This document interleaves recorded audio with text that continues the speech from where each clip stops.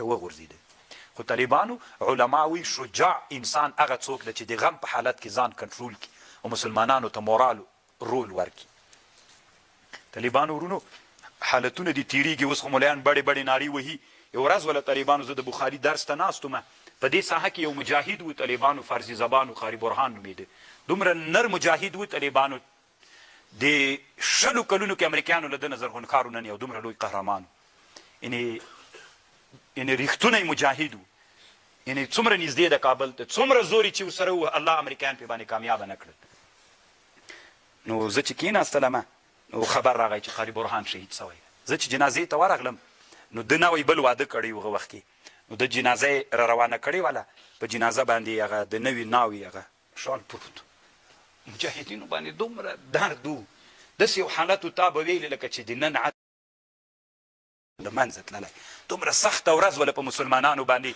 ما 2 طالبان ولیدل، طالبانو اوس مې په یاد دي پښې شلې سوې، تلی نه سول، د غم له لاسه نه سو تللی. خو الله عز وجل هلته طالبانو ورونو ما چې تقریر وکړ، یعنې یو قسم په مسلمانانو کې داسې رعب هغه را پیدا سو، همت بیرته را پیدا سو. الله عز وجل همغه کاروان دې حالت ته راورسېدل چې موږ تاسې ساحل ته راورسېدلو. خو الله دې اوس نه کوي. اوس مجاهدینو ورونو تاسې مسؤلیت نه ده، اوس مسؤلیت د مشرانو ده، ځکه قرباني خو تاسې وکړله. اوس مشران به الله دا نظام تر نه ړنګوي، ورځ د قیامت به هم الله د دوی.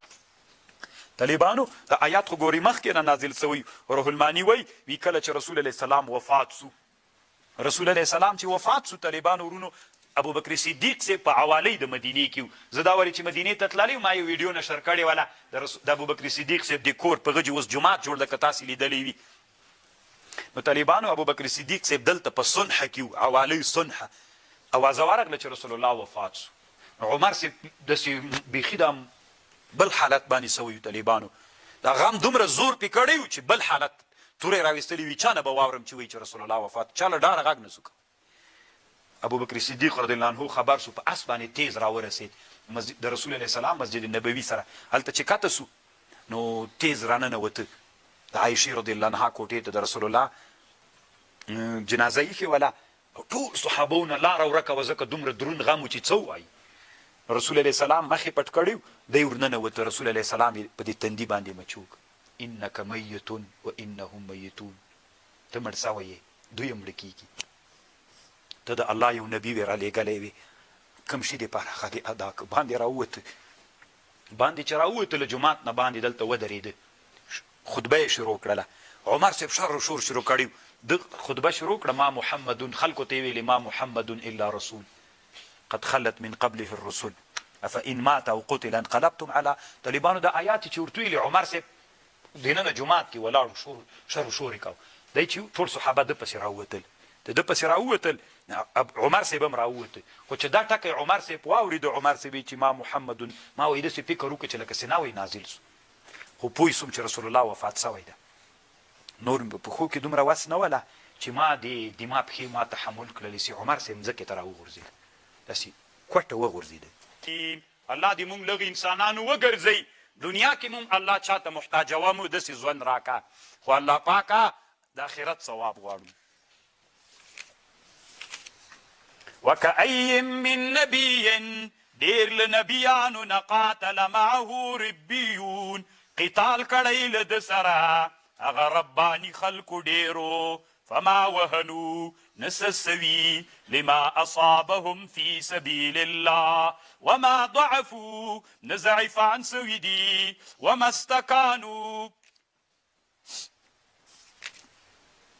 استكانوا نمرتد سويدي كليت بصيرة حق لدلي والله يحب الصابرين.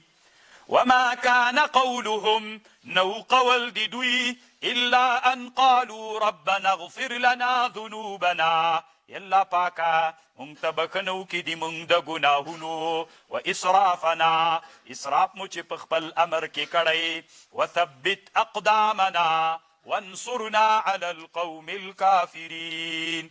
فأتاهم الله ثواب الدنيا، الله ورک دوی ته ثواب د دنیا، وحسن ثواب الآخرة، والله يحب المحسنين يا أيها الذين آمنوا إن تطيعوا الذين كفروا كتاسي طاعتو كيدا كسانو چه كافر دي يردوكم على أعقابكم رد بموكي پپندو باند شاگانو تا فتنقلبوا خاسرين بل الله مولاكم بلکہ اللہ دی تاسی مولا دا وهو خیر الناصرین اللہ خیر د ناصرینو دا.